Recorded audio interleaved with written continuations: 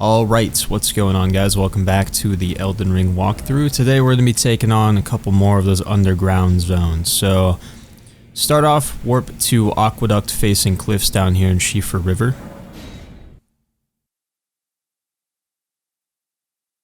And while you're here, I'd recommend equipping Flame Cleanse Me if you don't have it already for the boss fight later. This area is super short, so there won't be another grace before then. And whenever you're ready, just walk along these cliffs. There's going to be Crucible Knight down to the right. And this is pretty much the freest Crucible Knight kill ever.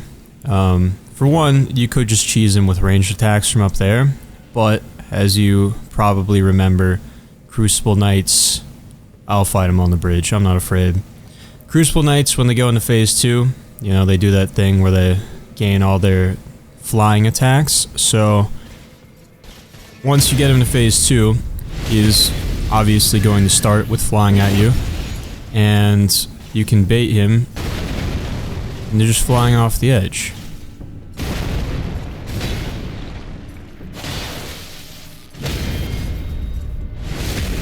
I'm doing too much damage.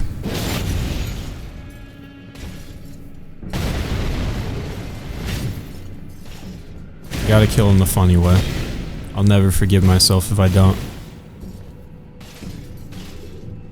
There you go. Just put your back to a ledge. And alright, that didn't work. That's awkward. So it works in here, but not on the bridge where it seems like it should definitely work.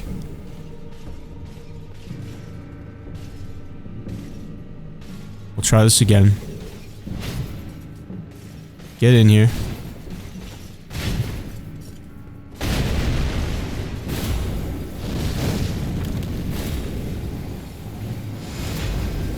Goodbye. That's super weird. Anyway, once he's dead, pick up the Missionary Cookbook 5 there, you get the Crucible Horn Shield from him, and then we can backtrack over this way.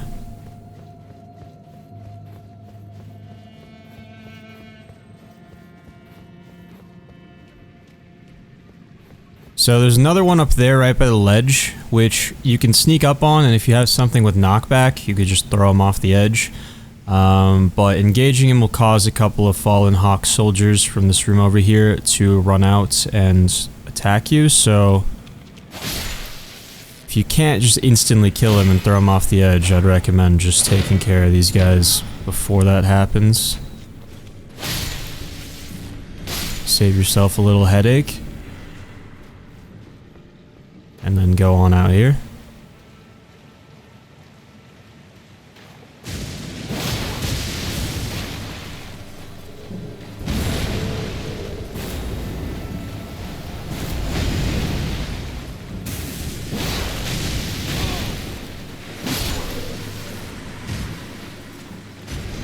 Kill that guy, get the Smithing Stone 5 off the corpse there, he drops a Somber Smithing Stone 6.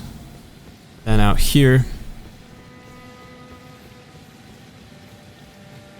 there's going to be a Teardrop Scarab in here.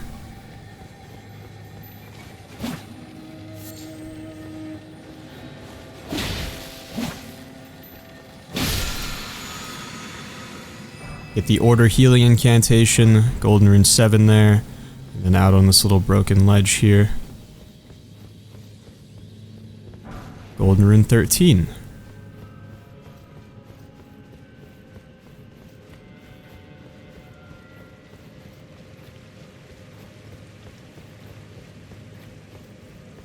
And once you backtrack back out here to where the water is, run all the way to the end, there's going to be a corpse in the middle.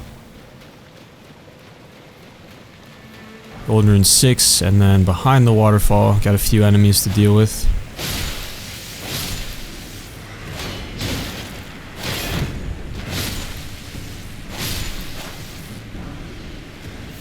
Golden Centipede, Smithing Stone 4, and then back outside, there's going to be another room to the right with a couple enemies. Take them out, Golden Centipede, and in the corner.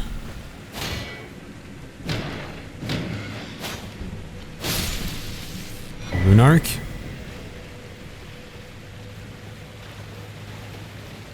And then over here, Another golden centipede, and you find D's brother. You can give him the twinned armor sets.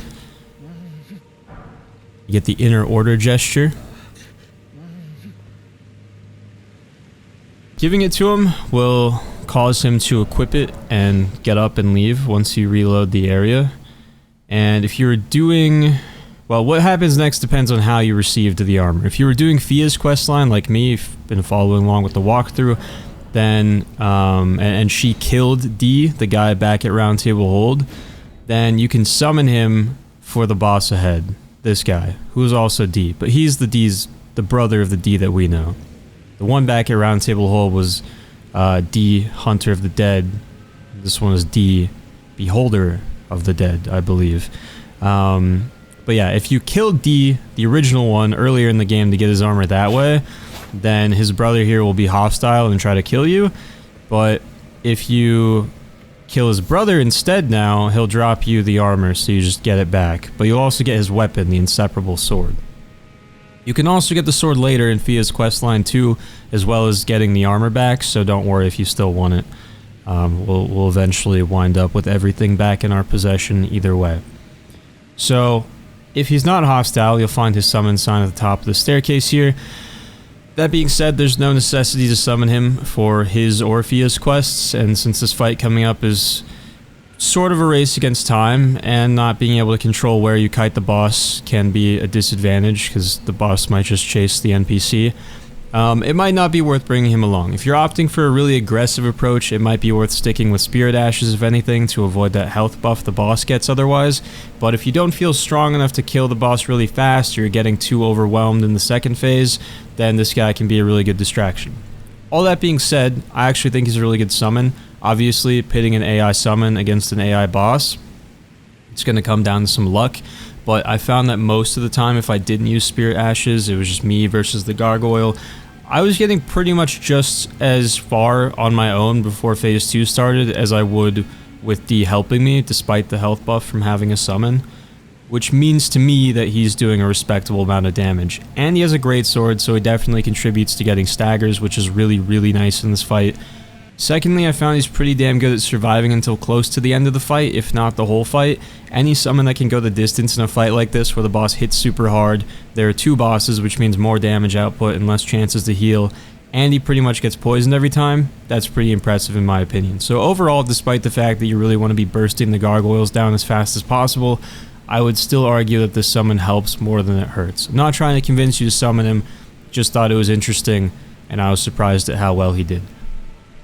Now, this is a super annoying fight, hence why I chose not to do it right when we unlocked this area earlier in the walkthrough. If you hadn't noticed, it's been quite some time since we've been through Siofra River. This is a dual Valiant gargoyle fight, but luckily it's a staggered fight, so you'll start with only one gargoyle, then the other one will join once the first one reaches about half health. The first gargoyle is the sword gargoyle, and all you really need to focus on is playing defensively to save as many heals as you can for Phase 2 when the second gargoyle joins, because you'll probably get hit a lot more often once there's two of them. Defensively isn't really the right word, actually. In fact, it's not a bad idea to be a bit aggressive, since you'll have more freedom for charge attacks with only one target, which means you can probably get a stagger and crit before the other gargoyle joins, but you still want to be careful in general so you don't waste too many heals, because it really will get a lot more chaotic in Phase 2. Now, as it approaches half health, you want to try to move the fight towards the entrance here of the arena, because the second gargoyle will come from the far back side, so you'll give yourself a bit of extra time to get the first gargoyle as close to dead as you can before you're dealing with two of them. If it's not dead by the time the second one joins, obviously it's going to be a whole lot lower than the other one, so just kite them around, be super patient, use the big arena to your advantage, and just wait for safe openings to finish it off. Once the first one's dead, you'll have the Twin Blade and Great Axe Gargoyle left, which, unlike the first one that swaps between a sword and a halberd that are both pretty easy to read, it has that Twin Blade, which the one we fought in the last episode also had. You remember, it can move really fast, kind of be difficult to read, especially with the suboptimal camera angles we'll be working with. So you can always just run around until it swaps back to the axe just to be safe too. That's always an option. So let's get to it.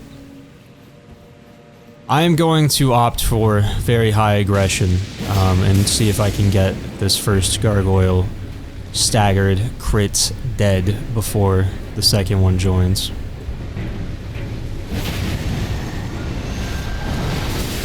That ranged attack is super obnoxious once there's more than one gargoyle also.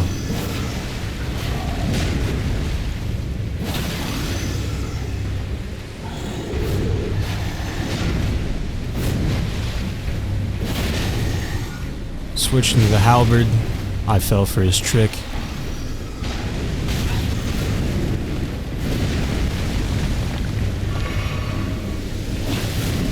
Here comes the poison mist, we don't like that.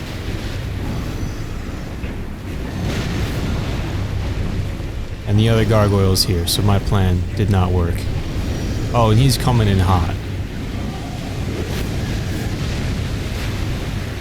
And more poison mist. And that is GG. Alright. We love this boss. Usually, I'm not gonna lie, usually that first one does not do the poison mist that early. That really messed up our momentum, because I bet we were like 1 or 2 jumping attacks away from getting a stagger there, which would have pretty much guaranteed that he died before the second gargoyle joined. So, you know, as with any duo fight, for many reasons, it is going to come down to a bit of RNG, unfortunately. So we'll run it back. Just gonna pull him over here again. Also got kind of unlucky with how fast that other gargoyle ran in here.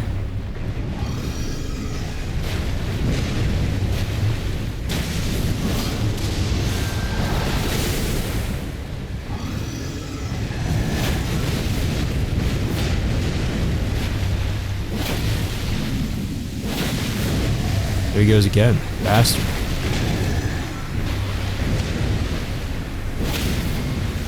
Taking so much damage right now. We got the crit, but unfortunately I have to heal. Other gargoyles coming in.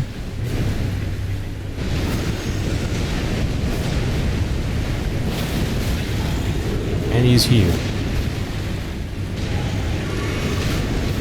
So yeah, lock on not really going to be your friend in this fight, because it locks on to like their chests, which is just out of sight when you're underneath them and actually in melee range. Which is just supremely annoying.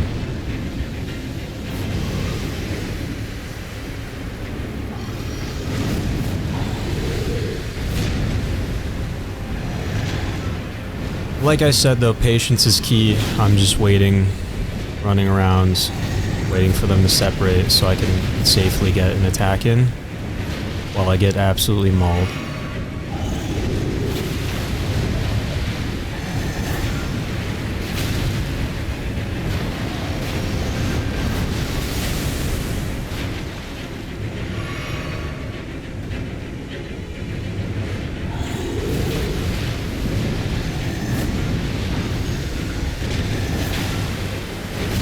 Almost got him.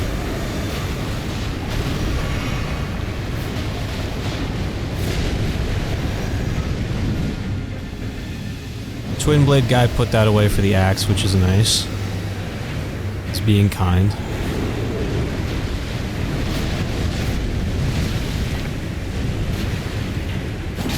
Alright, 1v1.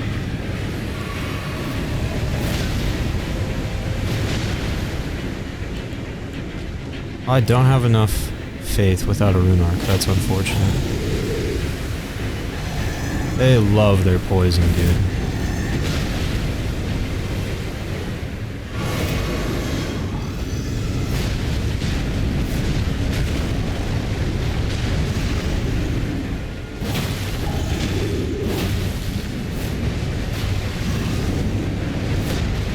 So I have to be aggressive now, otherwise I'm probably not going to outlive him and try to get a stagger here.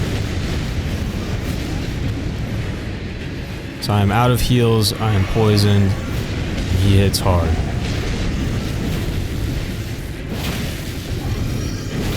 There we go. High risk, high reward.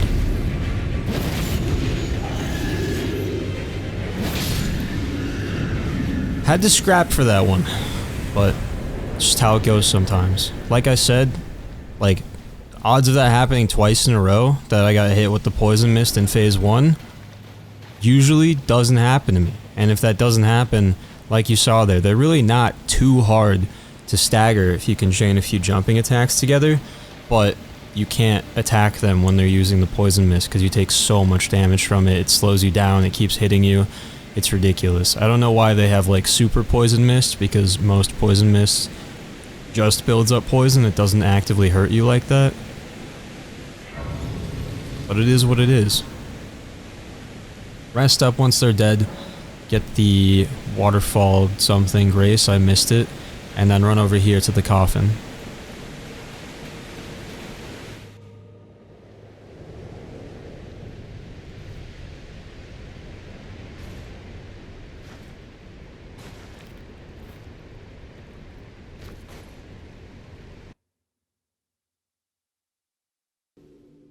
So this is going to take us to Deeproot Depths, which is the other zone we'll be taking on today. Not terribly long either. It is kind of hard to navigate though. Hop another rune arc.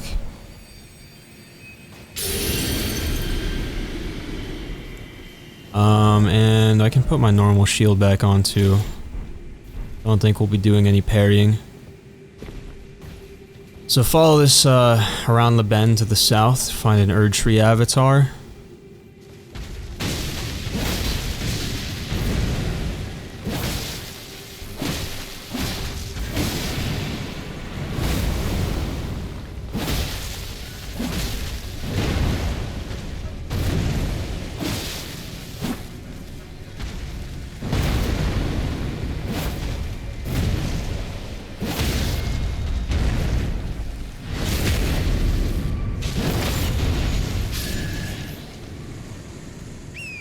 Kill that guy, he should drop the Staff of the Avatar. Nearby I got a Ghost Glove War, and then there's a Teardrop Scarab right here surrounded by these big ants that we don't really like. So I like to just get the Teardrop Scarab, get the Ash of War Golden Land, and then just run back to the Grace and reset them. Saves a bit of headache. If you do want to fight them though, like before when last time we found those, just a matter of getting behind them and not hitting them in the armored plate on their head. But over here from the Grace, I'm gonna climb up this route and then jump back here. Get a Smithing Stone 6 and then start heading west on this route and look over to the right, and we're going to be able to climb up into this cave.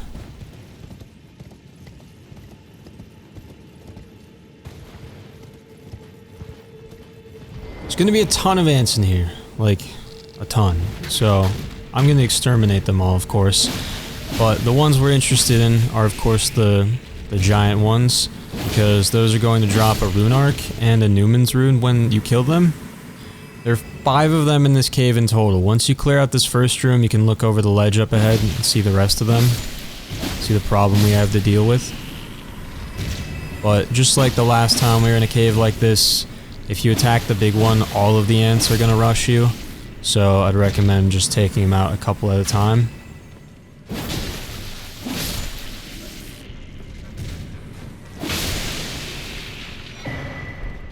There you go. So each one that you kill down here, the big ones, is going to drop a couple of the small ones from the ceiling. They're not going to be super happy with you, but you can cheese everything with ranged attacks from up here. Also, if you free aim something, like don't use lock on, and or I guess here lock on will work, but if you hit them in like the large parts, it does a ton of damage and just like one shots them.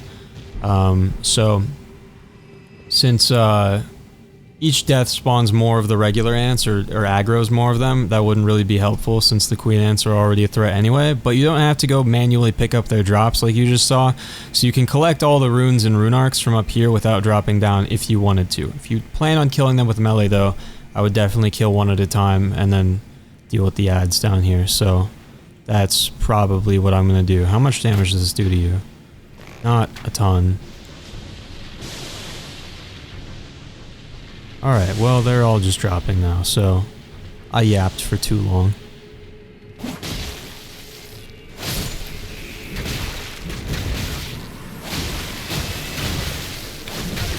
Have mercy. Okay. Or don't.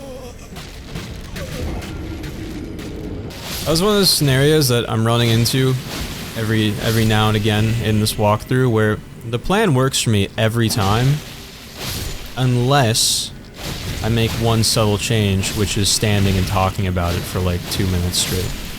Like if you just do what I said when you first get here, it works fine. Every time. It's all good. But when you just stand up here wasting time, it goes differently.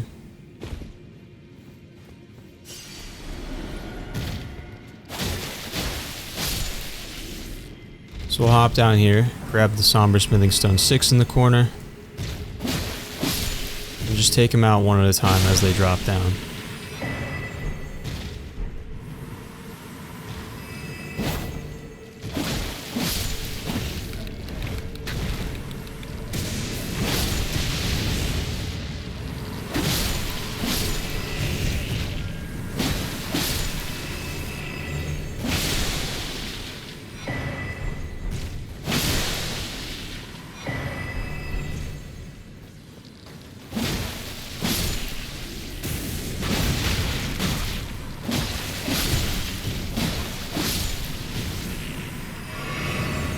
Alright, cool, that looks like everybody. So if you didn't kill the ants, you want to make a run for the end of this tunnel. I think you can be on torrent too, so that helps. And grab this item right here, make sure you don't miss it. Get the Elden Stars legendary incantation. I think that's the last legendary incantation we need, maybe. But the legendary incantations and sorceries are like lumped together in one single achievement, so it doesn't really matter. So drop down here, hop up onto the branch, and climb it all the way to the end for this item up here. Gonna be a Smithing Stone 4. And then from here all the way to the south as far as you can go, it's gonna be another branch. Careful when you jump up over here, there's like a drop off, so go around here where it's safe.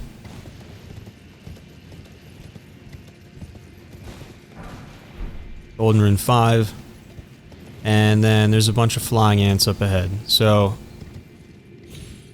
this is like, I feel like this is going to be exactly like the situation we just had. So normally I would say getting the attention of any of them will, or sorry, that you can normally take them one at a time, but I feel like if I sit here and like try to explain that, then they're all going to swarm me. So let's just jump in and see what happens. Once they come down, if they try flying again, they don't really go too high up, and if you hit them with any damage, they kind of just fall back. Jeez, dude, what was that? What? I must be allergic to their stingers. That hurts so bad. This has to be the most times I've died in a single episode. Like, this is going so poorly so far. That one didn't even really feel like my fault. I got one shot. That was aggressive. I'm popping the rune arc though. I'm confident it won't happen again.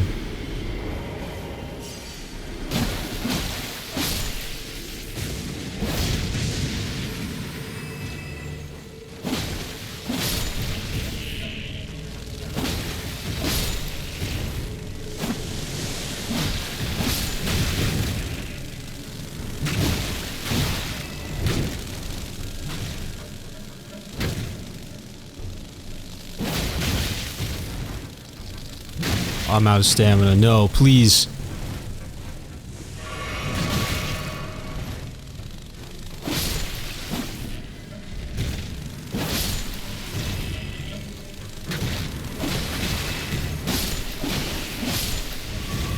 So much heartache could be avoided if I just chose to actually use my bow from time to time, but I just don't. I never do it.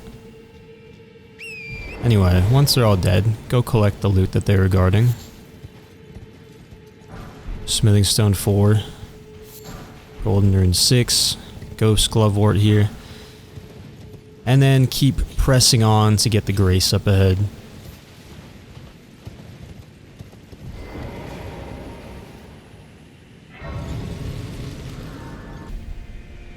Alright, so over here, this big tangle of roots, we're going to stick to the right sides as much as possible because there are a whole lot of death blight inducing basilisks that are up ahead, especially off to the left and all the trees and bushes. They're kind of hard to see. You can find them by just kind of spamming the lock-on button. There's one there. But this building right here to my left is like bursting at the seams with them, so the best way to deal with this is really going to depend on what tools you have at your disposal with your build. I would definitely advise against going in the building before they're all dead though. Otherwise, probably getting death blighted, I'm not going to lie.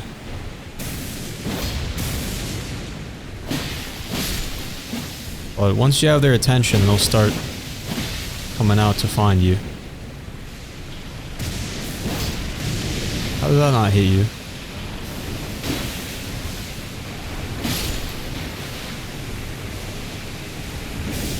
Keeping in mind, if that meter fills up, it is an insta-kill.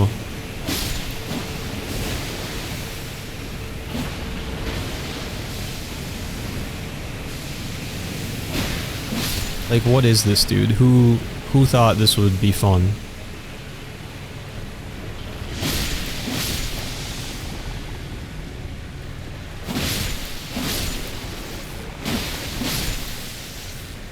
Alright, I think we're good. Hop in here. Rune Arc. Smithing Stone 6. And then behind this last waterfall is a cave containing a sleeping rune bear. Gonna try taking him out.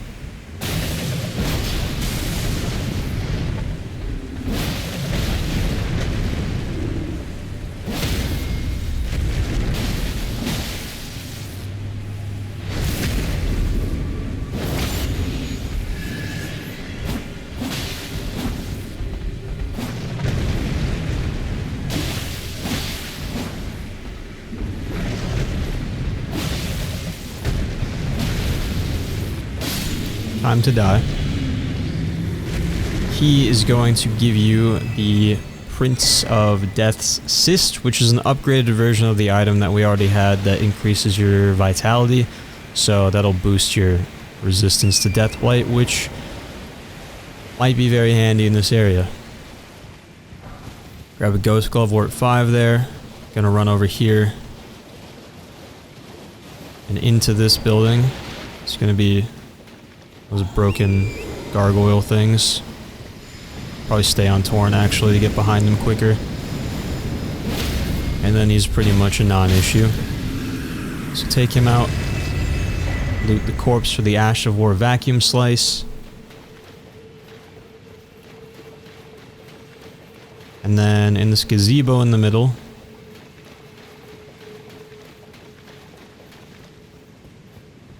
get the map for this area.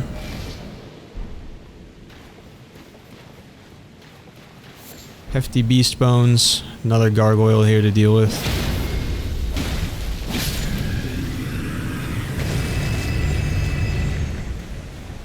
And some dragon wound grease.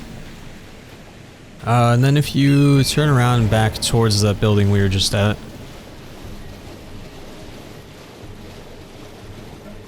through here, there's gonna be some more basilisks.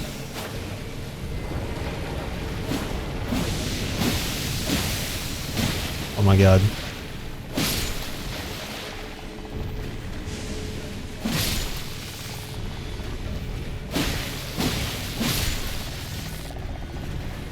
Kinda hidden in this bush. Ghost Glove Wart 5. Get out of my face. Teardrop Scarab over here. Cool. Now just go southwest basically towards the edge of town. I'm gonna circle around here and not anger all those soldiers actually. Seems like the smarter play. There's another Ghost Glove Wart hidden in this bush here by this rock. Pretty sure there's something under here. Maybe. Maybe I'm lying. And I ran through the soldiers anyway. Anyway, just keep running however you want over to the Grace.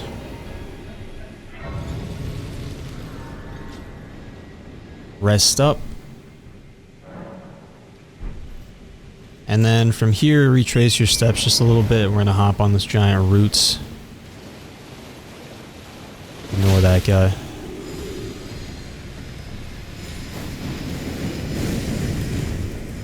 Grab the items on the way if you want.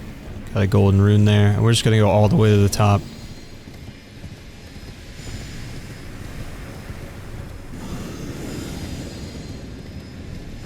Golden rune 5.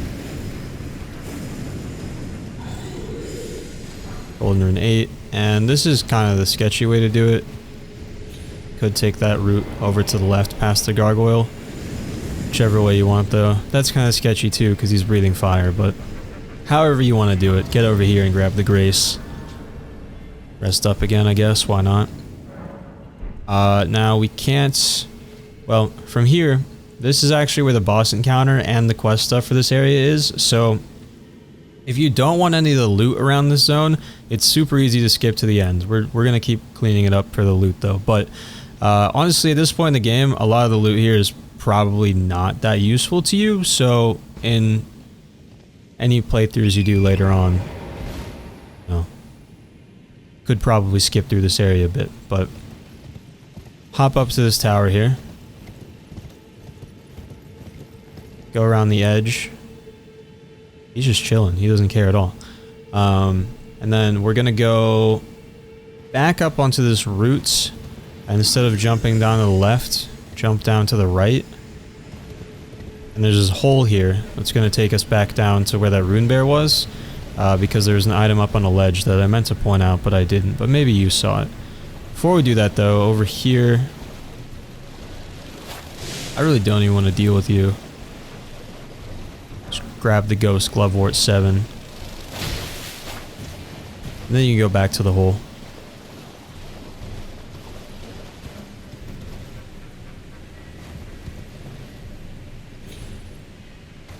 And hop down maybe more carefully than I am. To get a somber smithing stone 7, and there's our old friends. Now warp back to the grace we just got a second ago. Well, the second to last one, Nameless Eternal City.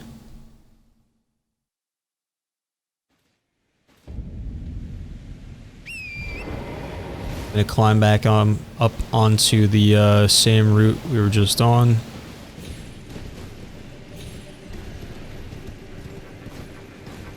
This time we're gonna go left.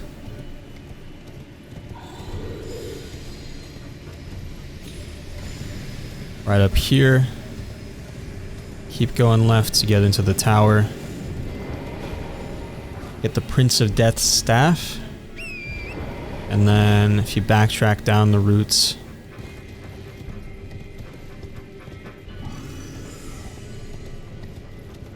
Smithing Stone 6, right at the bottom when you hop off. It's got this slanted tower thing. Smithing Stone 5, and then run northeast past the tower that we were just on top of.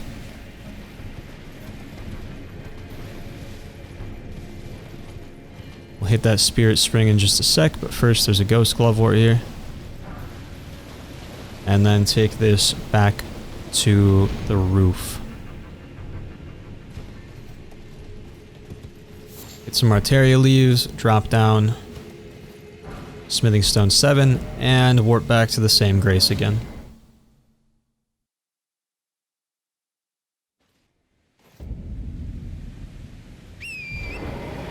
Now this ruined area to the west, there's just a super random assortment of items, so run around, grab everything. Human Bone Shards, Smithing Stone 4, Clarifying Boluses, Golden Rune 9, Golden Rune 8, Butterfly, Golden Rune 8, and a Ghost Glovewort 5. And then look over the ledge over here, you can drop down a bit more safely.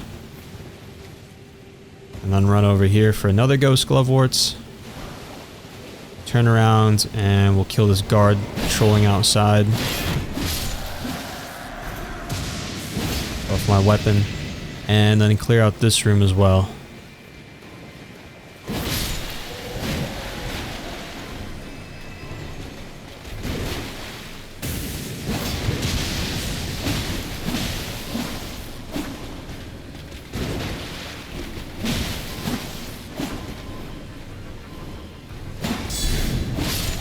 Too slow. Loot the corpse in the back for a somber smithing stone 7. And then just outside around the corner there's a spirit spring that'll take you up to the roof.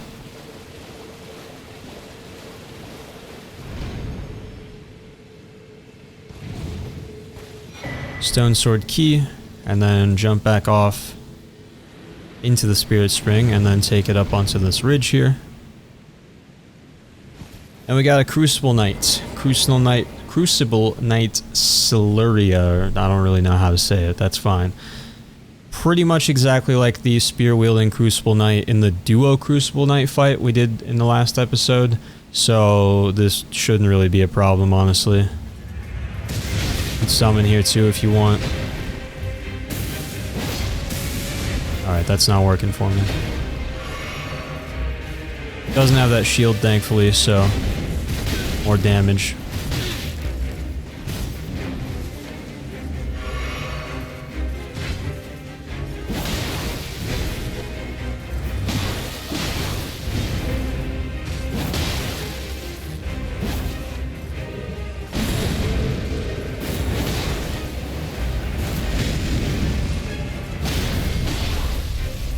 Same phase 2 shenanigans, but what phase 2, you know?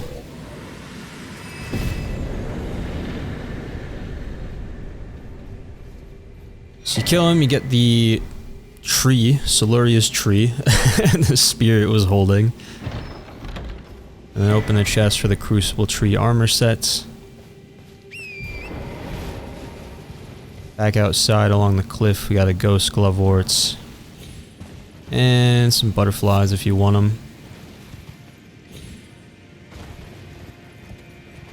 Over here, you can clear out all these guys.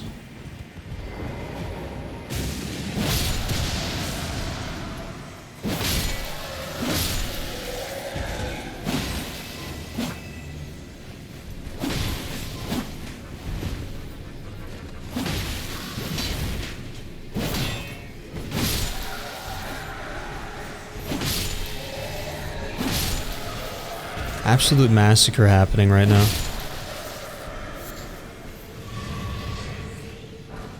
Golden Rune 8. Ghost Glovewort 6.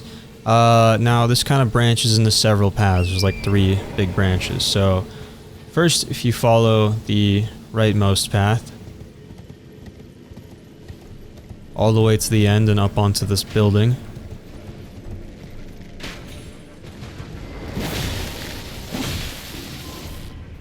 Okay, goodbye. Somber smithing, or regular smithing stone 6. And hop back here. And of course there are a ton of basilisks here too, why not? And then kind of go down a bit on this branch as well. Okay, Golden Rune 8, and then we'll backtrack to the like base of all these splitting branches.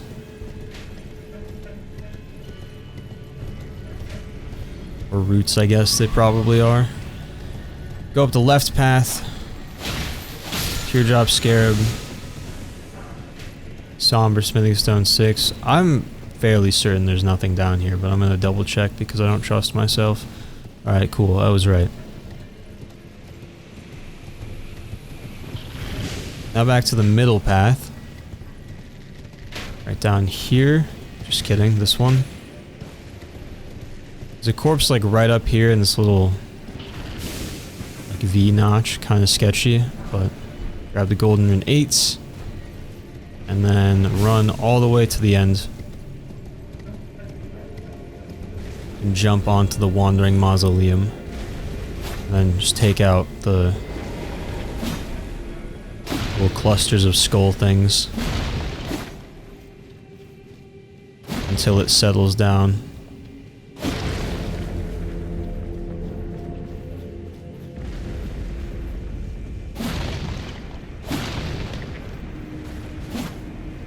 There we go. It's gonna sit down, probably throw us off. Very disrespectful. Alright, and then on the ledge under where... Oh, it also despawns those soldiers, which is nice. But on the ledge where we just were, we...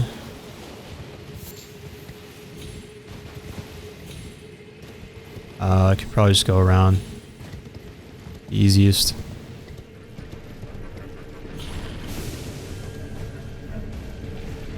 Here we go.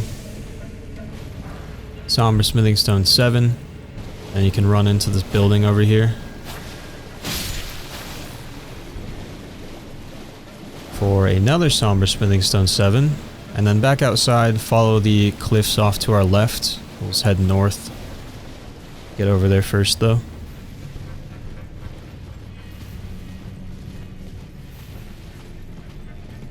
Smithing Stone 5 right here by this rock, and then just keep going all the way to the back corner.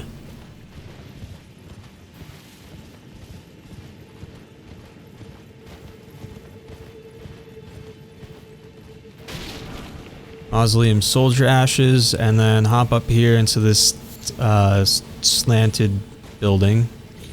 Trying so hard not to say tilted tower. Alright, now go towards this waterfall over here. There's going to be like a small cave entrance just over to the right of it, but right in front of it, lightning great bolts, and then into the cave where we will find another rune bear. Unfortunately, there's just no winning today.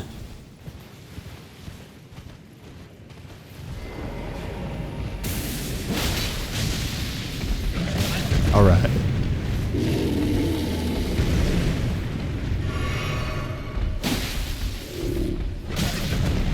I love when they do that.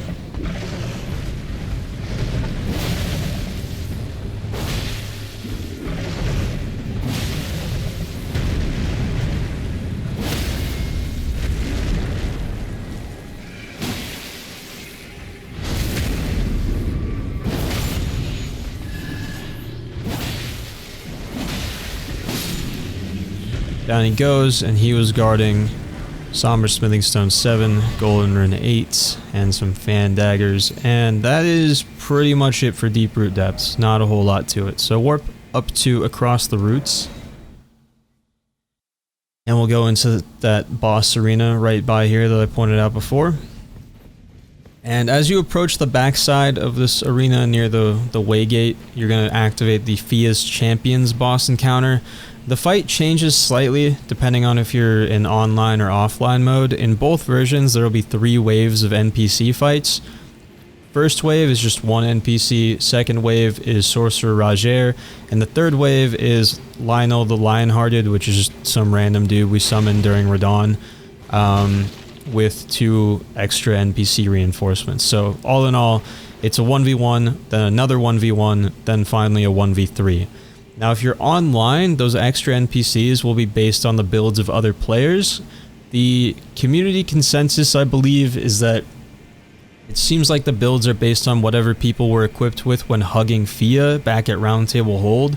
So usually it's not a very optimized build you're going up against. If you're offline, then you just fight completely insignificant random NPCs called Fia's Champions instead. In addition to Roger and Lionel, of course. So let's run in here. Wave 1, just this guy. And none of them are even slightly strong. You know, the real threat is just that they're NPCs, so they can be kind of slippery, and then when you fight the group, that is of course annoying.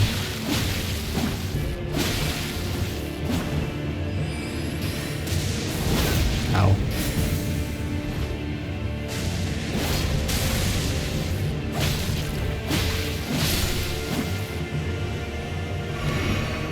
And then heal up, top off your FP if you need to. Make sure you're ready for round 3. This one usually is a sorcerer, yeah, if you're offline, so I like to start with him. Goes down really fast. Lionel's the real problem. Oh, that does so much damage because he was standing in water. Beautiful.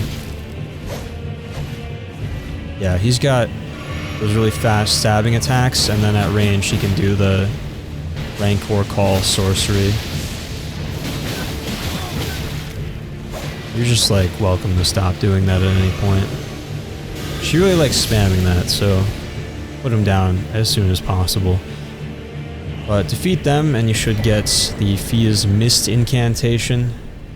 And then Grace spawns nearby. And then you can go speak to Fia.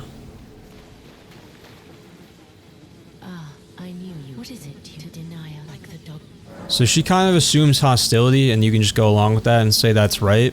Or you can choose no, I want to be held, which we're gonna do. If you choose the top option and you, like by accident, you meant to say you want to be held, you can do it again. She gives you the opportunity. As long as you don't just like stab her to death before you choose that, you should be okay. So you get a Baldachin's Blessing and then you can talk in secret. So I'm going to skip through this dialogue and then you can talk again. And then you'll have the option to give her the Curse Mark of Death that we picked up at the end of Ranni's questline. After a bit more dialogue, get the Radiant Baldachin's Blessing. And then you can talk in secret one more time.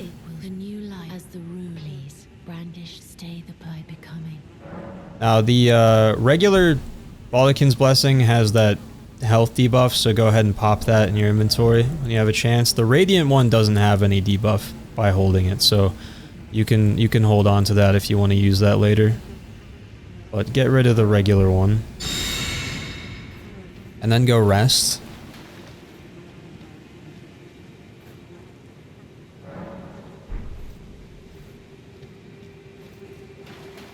And then run back over and speak to Fia.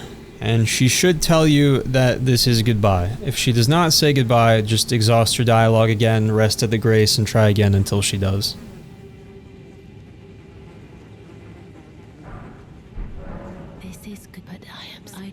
So, she said this is goodbye, which means we're good. So I'm going to leave. She gave me another blessing. Forgot about that. That's fine. We can just pop it again.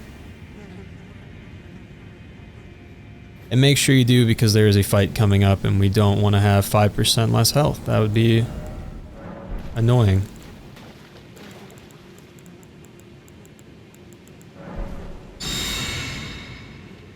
So rest one more time after she tells you that this is goodbye, and she will be sleeping.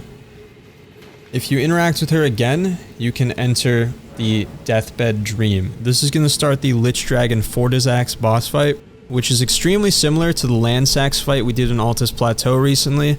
Since it's so similar, I'm mostly just going to focus on telling you about the moves that are unique to Fortizax, but the general pattern of lightning-infused claw attacks and a follow-up lightning explosion is consistent with the other dragon. So, first off is the Death Lightning that he starts the fight with, which starts with one roar, and then there's a second longer roar where lightning will just strike all around, creating clouds that build up Death Blight on top of the lightning. You're also fighting it in this area, so there's like water around and the lightning's going to be extra painful. Now the arena's pretty big, so your best bet is honestly just to lure Fortizax out of the Death Cloud area when he does this, but if you're in a pinch, just look for a clear section and take note of a direction that you could safely roll in without having to turn around and take your eyes off the boss if possible. Then the next one is Fortizax, like passive ability essentially, which is Red Lightning Barrier. Standing inside of it will give you a charge, and you'll know you're charged when you see your character with a red lightning running through them. It's a bit harder to tell if you stay underneath Fortizax, since your whole screen will just constantly be covered in red lightning, but if you're standing outside of him and you can see the red lightning on you, basically after a few seconds the lightning effect will drop to the ground and explode. It doesn't hit that hard, but it does stagger you, which can of course lead to significantly more damage if you're unlucky. Now if you're charged, you can either start sprinting and you'll get far enough away just by running that when the lightning drops, the blast will just, it's not big enough to catch you. So you can just sprint to get away from it, or you can just walk in any direction and roll after it falls, but of course you have to be paying attention so you can time your roll. Next would be his Ancient Dragon Lightning Spear, which he'll slam into the ground in front of him. It's like this big lightning stake thing that he just stabs down. Causes an initial explosion and then sends waves of lightning in 4 directions. You can roll through the initial slam point blank and have plenty of time to punish. Or you can run away from the slam and just roll through or walk around the lightning waves to punish after he does that. The lightning waves don't really go diagonally much, so dodging towards like 10 or 2 o'clock is usually pretty effective at avoiding it. And then in phase 2, he adds a second spear, so we'll slam them down one after the other, but the effect of each one is the same as I just explained. There's just 2 of them now. Next is the glaive, which is a variant of his flying attack. Sometimes when he flies up, he'll just dive bomb you with his body, which you can just roll through right away. But in phase 2, he can summon a lightning glaive like Lansax's glaive, very similar to it, and he'll do a big sweeping attack while dive bombing, which is a longer animation, so it just kind of throws off your timing. You gotta dodge a little bit later than the normal dive bomb. At this point in the game though, and honestly just in general, but especially now, this boss is unfortunately just really squishy. I don't know why it has such little health, but honestly, if you have any way to damage it consistently, it dies really fast. Like if you're a caster in this fight, or you have some summons that are just going in on him, then it's not going to last for very long.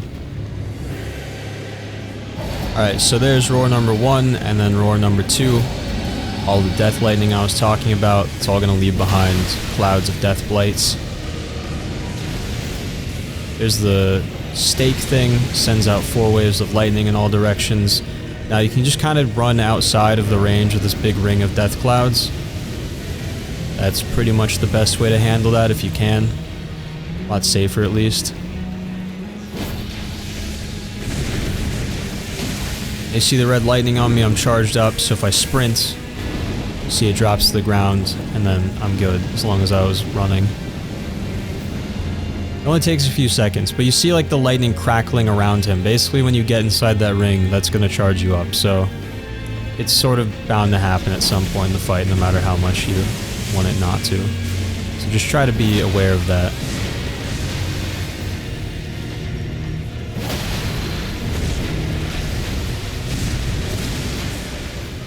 See those double, well, I guess the attack and then the follow-up lightning explosion afterwards, just like Lansax. Here's the death lightning again. Try to get outside of the ring, just lure him out, be patient, don't deal with the death blight clouds, it's not worth it. Too risky.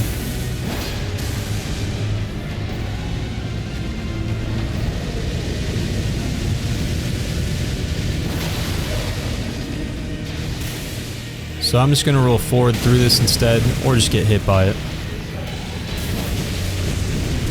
But if you're far away, just remember, it literally goes like the... what's it called? The lightning waves will go straight forward, straight backward, and directly left and right. So if you can hit any sort of diagonal route, you'll avoid them. Dive bomb, a regular one, obviously, since you didn't see a giant lightning lance.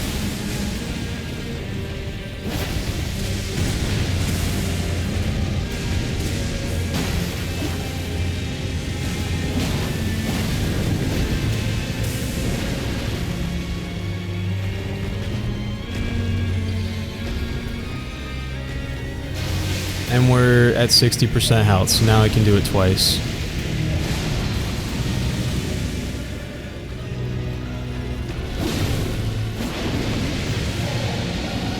And he's got the enhanced dive bomb attack. It takes a little longer for him to do the animation, but same thing, you just kind of want to roll through it.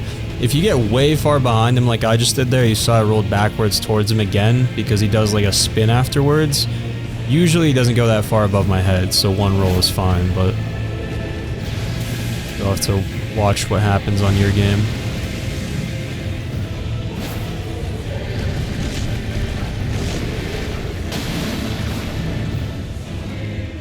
Regular dive bomb again, much quicker.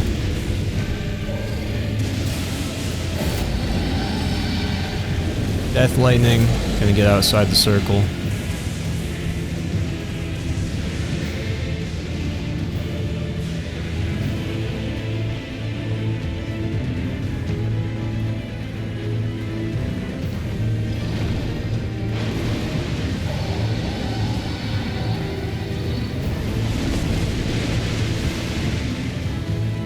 I said the fight usually doesn't last long because it takes a lot of damage, but it's also kind of hard to land consistent damage on him sometimes too. Especially when you have to keep repositioning to wait out the Deathblight clouds. Or if he keeps doing flying attacks so you can't actually hit him.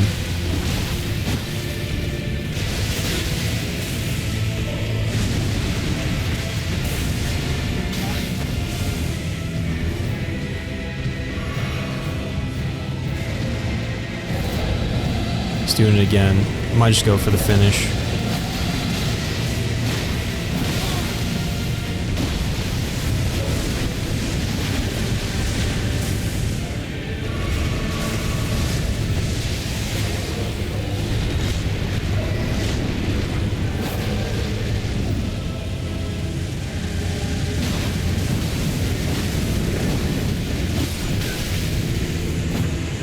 And down he goes.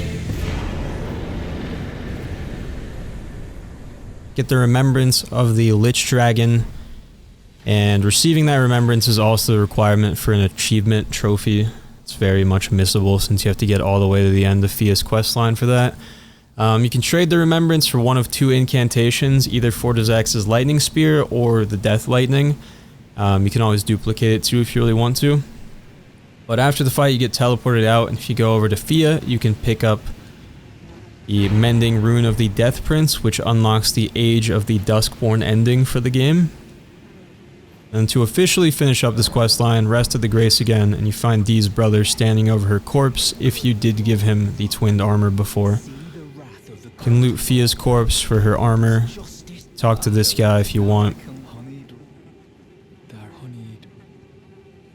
I'd say this is how you officially, I did say that this is how you officially finish up the questline, but really this is just Dee's quest ending. Fia's ends with the Mending Rune, so don't worry if you didn't get to this step for Dee to show up here. It's totally fine. This is just for his armor set and his sword, but there you go, inseparable sword and the twin set as promised earlier in the video. And that's going to do it for this section. The Waygate over there sends us to the beginning of Lanedell, which we will do very, very soon, but we're not quite ready. I mean, we are, but we're not going to do it yet. Lanedell is the obstacle keeping us from progressing to the end of the game, basically. It's the main path forward. So before we do it, we'll finish up all the other stuff that we can actually reach right now, which includes Mount Gelmir, Volcano Manor, and Dragon Barrow. So I will see you next time for that. Have a good one.